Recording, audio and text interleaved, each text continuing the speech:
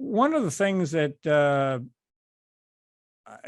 strikes me is as a question is whether or not the schedule can actually be affected. In other words, states run the primaries, and some of these things are guided by state law. And so the DNC can make its wishes known.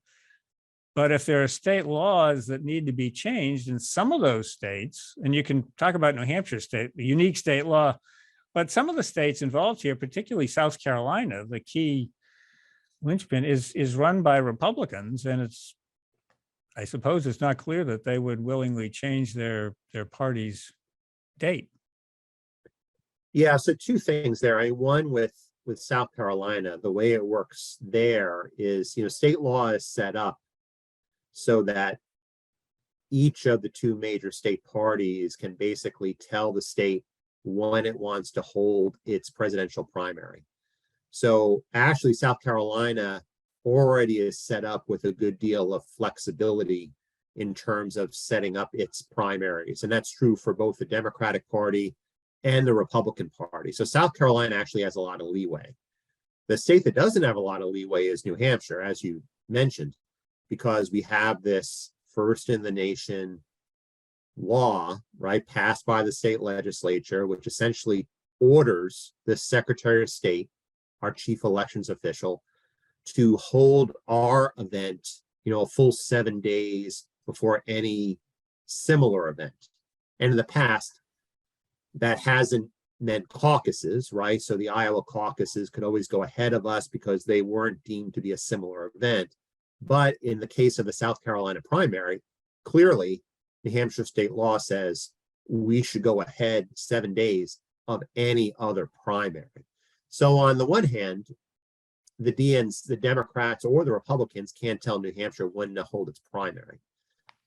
Where the national parties could affect things is about candidates and how, and the state party and the national party can affect how candidates view the New Hampshire primary, right? Because candidates running for the nomination, they may pay lip service to New Hampshire, but they're really thinking about how New Hampshire fits into their overall calculus of how to win the nomination.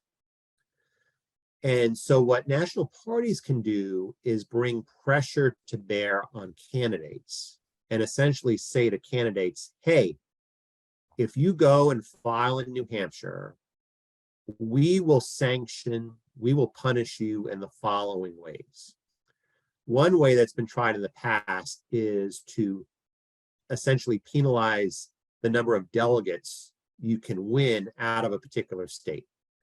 But that doesn't affect New Hampshire very much because the New Hampshire primary has never been about winning delegates because we have relatively few to give to any candidate.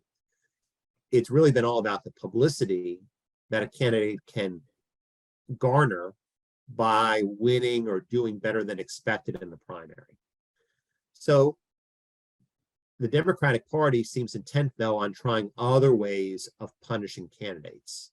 For instance, if you go and file in the New Hampshire primary, which is out of compliance with the Democratic Party's rules, we won't allow you on the national debate stage. So any party-sanctioned debate, let's say that takes place in 2023, you go and file in New Hampshire, you can't participate in our debates. Now, not being on the debate stage, that would be a significant penalty in terms of national publicity that you can get by going on, say, MSNBC or CNN and appearing before a national audience.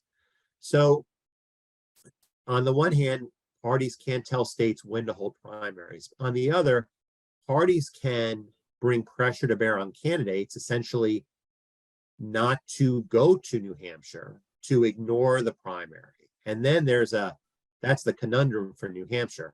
If you hold a primary and no one shows up, no candidates show up, no media is likely to follow.